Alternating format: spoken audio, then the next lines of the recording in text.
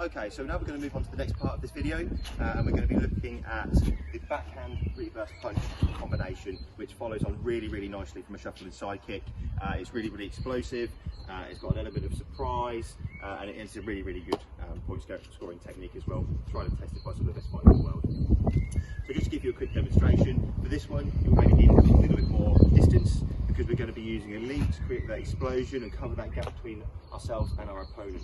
So from here, same stance as before we were doing the shuffle and side kick, so sort of weight distribution quite similar, obviously keeping our hands up. Now with this one, you don't need a partner, you don't need a pad. If you have got somebody that can hold a pad for you, it's great for target practice, of course, but there's sort of two main focuses of this one. Firstly, the main focus being the execution of the leap, covering as much distance as we can. So you can even practice this leap on its own, and it's all about covering distance.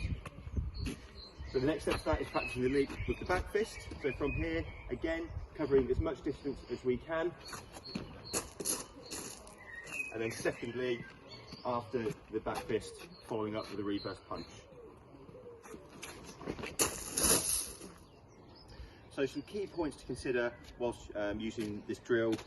Firstly, you want to make it as explosive as possible. Okay, so you want to cover that distance as quickly as you can and bring in the element of surprise to your opponents. There's a couple of other aspects to this technique that you can consider as well, some sort of sneaky little tips that you can use. Firstly, with the backhand leaping forward, here you can actually leave that hand out because you're striking to the head, effectively sort of covering your opponent's view, sneaking that reverse punch at the end there. So leaving the hand out for a little bit longer. Okay, so now we're going to have a look at how we can link our shuffle and side kick and our diving backhand reverse punch together. Both of these combinations, these drills work really well together as well. They're both explosive, they both bring that element of surprise, and they're both really good at closing distance down. So let's have a look. Now, bearing in mind all of the tips and all of the points that we've looked at today during these techniques to make sure that we're doing them right and get the best out of them, I'm going to give you a little demonstration on how to link them together. So firstly, we've got our shuffle and side kick. Secondly, we've got our leap and backhand reverse punch. And now it's just a matter of joining these two together.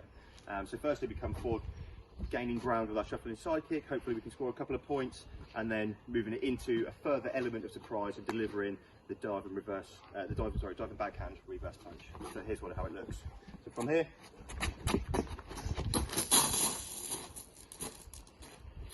and just from this video, you can see the amount of ground that I've covered.